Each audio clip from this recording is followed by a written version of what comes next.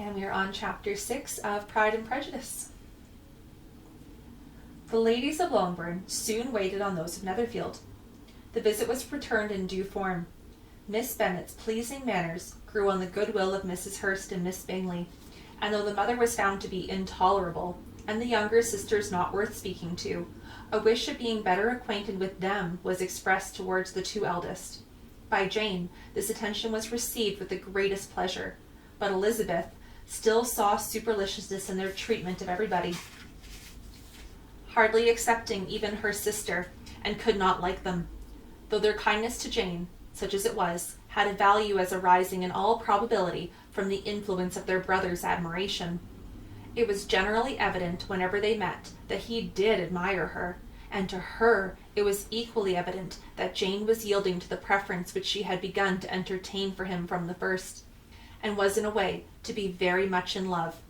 But she considered with pleasure that it was not likely to be discovered by the world in general, since Jane, united with great strength of feeling, a composure of temper, and a uniform cheerlessness of manner, which would guard her from the suspicions of the impertinent. She mentioned this to her friend Miss Lucas. "It may perhaps be pleasant," replied Charlotte, "to be able to impose on the public in such a case, but it is sometimes a disadvantage to be so very guarded. If a woman conceals her affections with the same skill from the object of it, she may lose the opportunity of fixing him, and will then be but poor consolation to believe the world equally in the dark.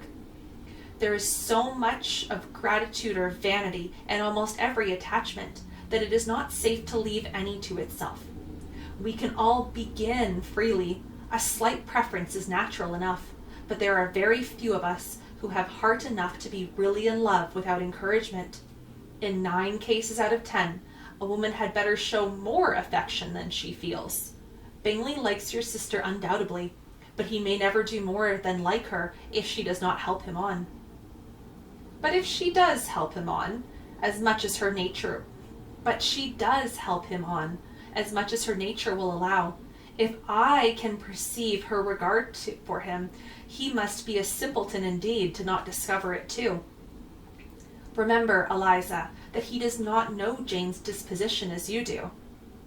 But if a woman is partial to a man, and does not endeavor to conceal it, he must find it out." "Perhaps he must, if he sees enough of her. But though Bingley and Jane meet tolerably often, it is never for many hours together, and as they always see each other in large mixed parties, it is impossible that every moment should be employed in conversing together. Jane should therefore make the most of every half hour in which she can command his attention. When she is secure of him, there will be leisure for falling in love as much as she chooses." "Your plan is a good one," replied Elizabeth, "where nothing is in question but the desire of being well married. And if I were determined to get a rich husband, or any husband, I dare say I should adopt it. But these are not Jane's feelings, and she is not acting by design. As yet, she cannot even be certain of the degree of her own regard, nor of its reasonableness. She has known him only a fortnight. She danced 4 dances with him at Meryton. She saw him only one morning at his own house, and has since dined in company with him 4 times. This is not quite enough to make her understand his character." "Not as you represent it. Had she merely dined with him, she might only have discovered whether he had a good appetite. But you must remember that 4 evenings have also been spent together, and 4 evenings may do a great deal." "Yes, these 4 evenings have enabled them to ascertain that they both like Vigneton better than Commerce.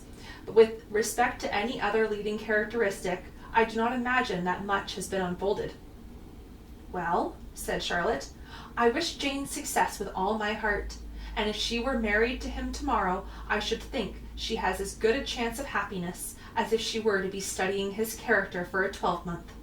Happiness in marriage is entirely a matter of chance. If the dispositions of the parties are ever so well known to each other, or ever so similar beforehand, it does not advance their felicity in the least.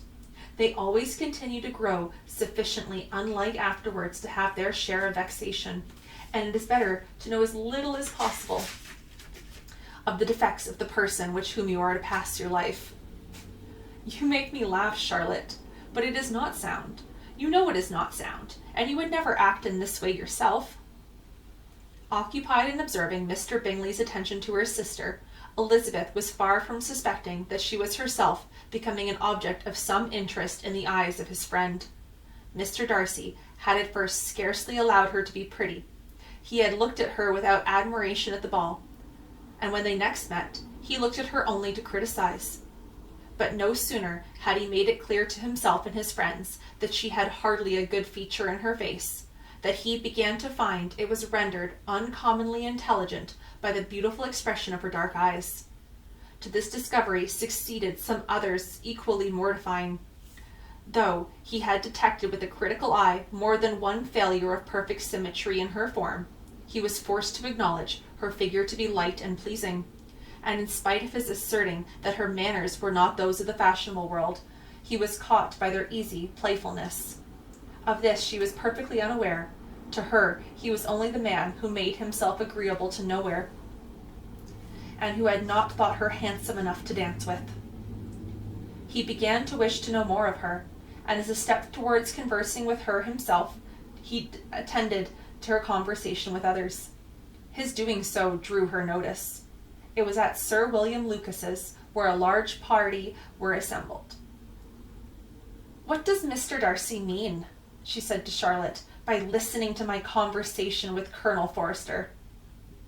"That is a question which Mr. Darcy can only answer." "But if he does it any more, I shall certainly let him know that I see what he is about. He has a very satirical eye, and I do not begin by impertinent myself. I shall soon grow afraid of him."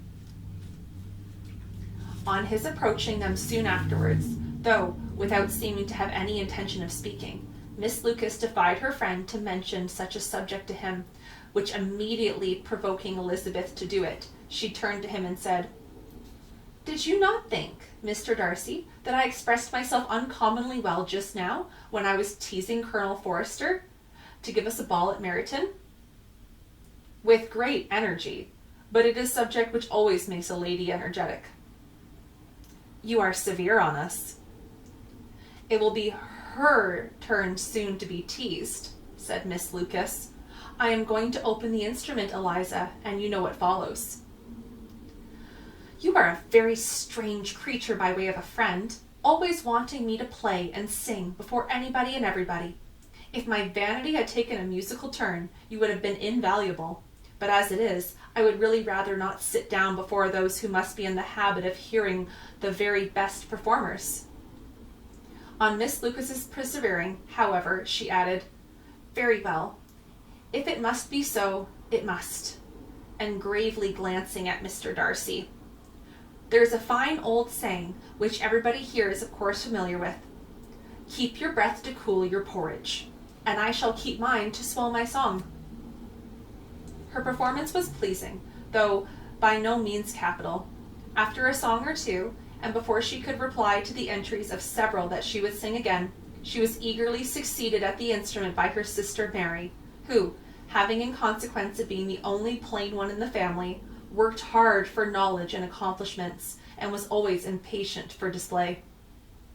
Mary had neither genius nor taste, and though vanity had given her application, it had given her likewise a pedantic air and conceited manner, which would have injured a higher degree of excellence than she had reached.